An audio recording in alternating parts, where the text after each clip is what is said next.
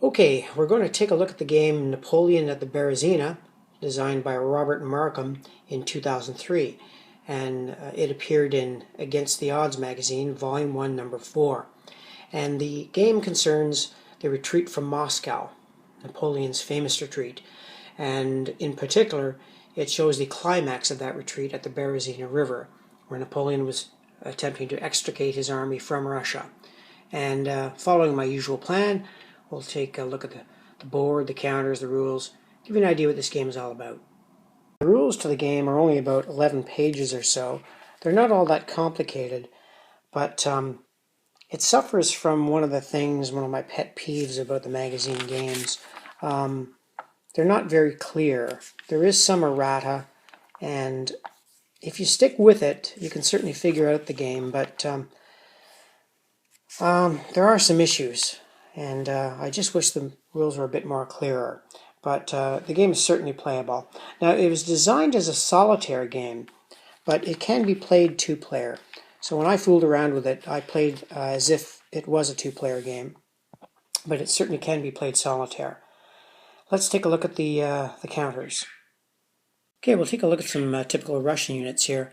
Now, he's got something different than most games we see. Instead of a combat number over on the left, he's got a letter, and over on the right he has a letter. And it's a little obscured in the rules, which is a little bit irksome, but in this case, C stands for the class of the unit. You can think of this as being a cavalry, and it's got a picture of a cavalryman. But as you can see, a C unit there, and that's obviously an artillery. So the letters correspond to information on a track, which I'm going to show in a minute or two. And over on the left, every single Russian counter has a T on it. And I had a devil of a time finding this in the rules, but that T means that the combat value is actually found over here on the morale track. It would have been nice for them to state that explicitly in the rules. Like, you can figure, once you know it, it's no big deal, but it would have been helpful if that had been explained better. Because the Russians are going to be moving this morale track, which begins on the left, slowly to the right. And as they move to the right, you can see that the combat values of the infantry and the cavalry will get better as the track moves. So that's what that is to indicate, that T. So every Russian unit has that T on it. And of course that's a commander unit, in that case a corps general, Schlapitz I guess it is, and that's the combat modifier for him. Now the coloring of the counters indicates what army corps they belong to, what army. That's another point of contention. I actually had to go online and get an order of battle, because the order of battle is not clear in this game. It just isn't clear. I believe this is the Army of the Danube, but the order of battle is not defined very well in the rules. Over there you've got some French units, again following the same style. They've got a letter code on the left. That's a lot easier for the French, because the French don't have this morale track, and they're rated either as A, B, C, or D. So an A unit is better than a B, and so on. And on the right is the standard movement factor that we're all used to. You can see infantry moves 5, artillery 3, and there's an engineer unit, and leaders move 8. What else can I say? Well, you've got the symbols, of course, infantry, cavalry, and artillery, and the coloration indicates what corps the unit belongs to. Now, I've got the units set up here as they are at the beginning, with the French corps at Borisov and this blocking corps under Langeron, and the Russian corps down here over at Studianka. So let's take a look at the overall map again.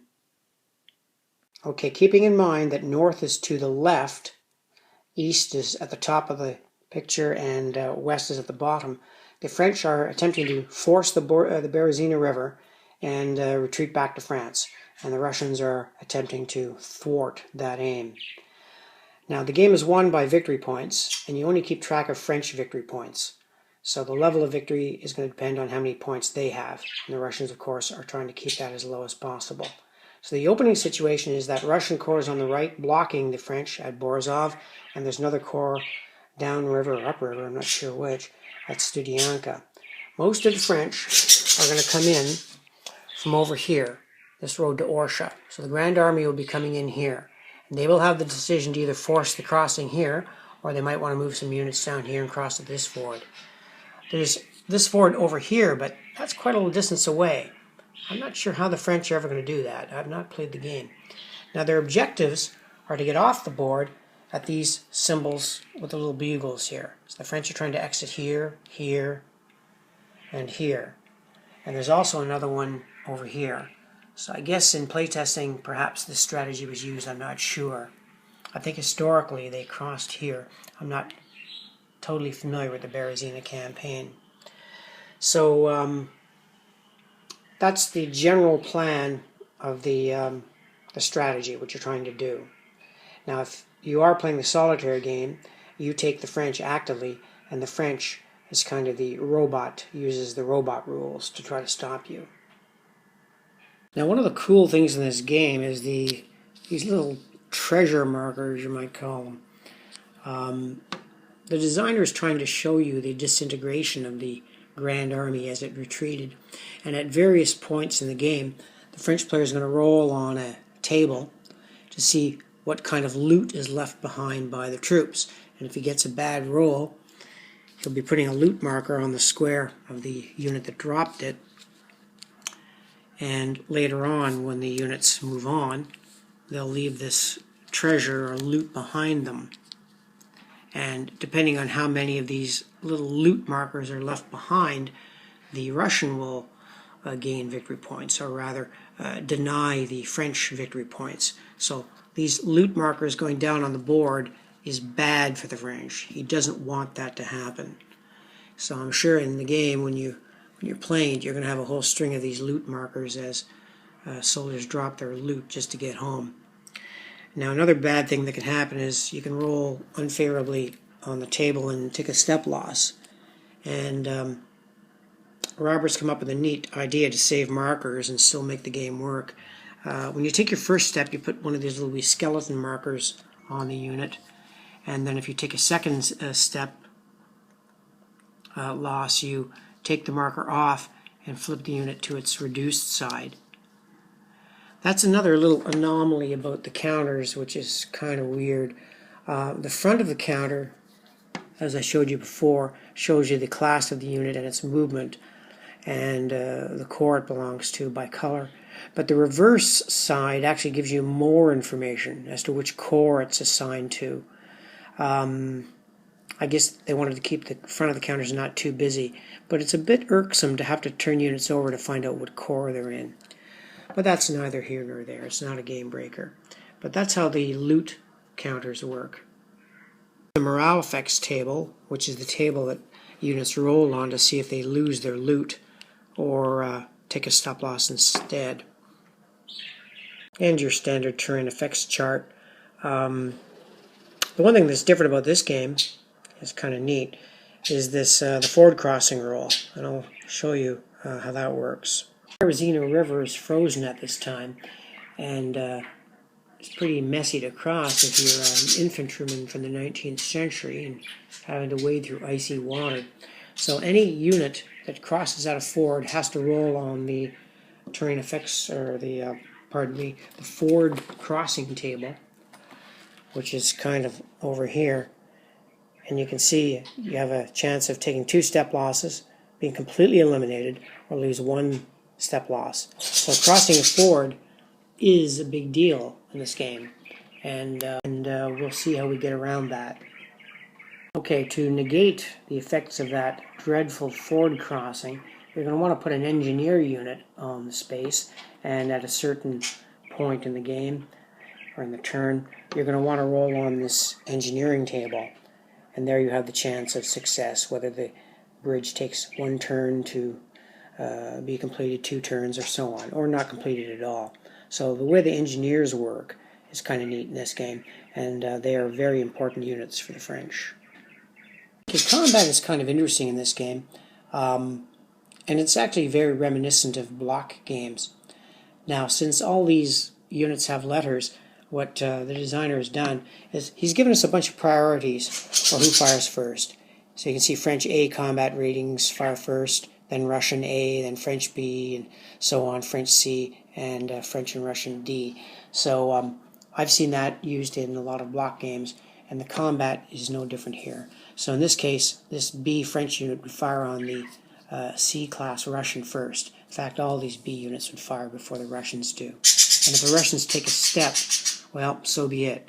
The combat is not simultaneous. So the quality of the troops matters quite a bit. It's a simple combat effect system, but fairly effective. And there's your combat results table. As you can see, much like a block game, A units hit on a 3 through 6, B 4 through 6, C 5 or 6, and D only a 6.